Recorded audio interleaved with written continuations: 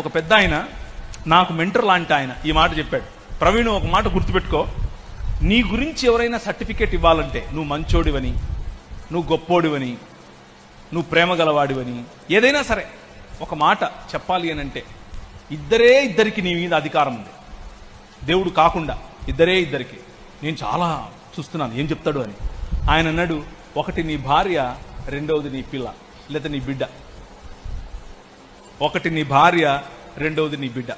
పరిశుద్ధాత్ముని యొక్క అభిషేకము కలిగిన నీవు, పరిశుద్ధాత్ముని అభిషేకం కలిగి ఉన్నాను అని చెప్పుకుంటున్న నీవు బయటికెళ్ళి గొప్ప గొప్ప కార్యాలు చేస్తాను, కరోనాను తొక్కేస్తాను, బ్యాక్టీరియాని నమిలేస్తాను, రోగాన్ని చింపేస్తాను, ఎయిడ్స్ నేను ఉష్ అంటే వెళ్ళిపోద్ది, ఇలాంటి చెప్పే నీవు నీ భార్య దగ్గరికి వచ్చినప్పుడు నీ ప్రవర్తన, నీ భార్య దగ్గరికి వచ్చినప్పుడు నీ వైఖరి, నీ పిల్లల ముందు నీ వైఖరి వాళ్ళు క్లియర్గా చూస్తారు.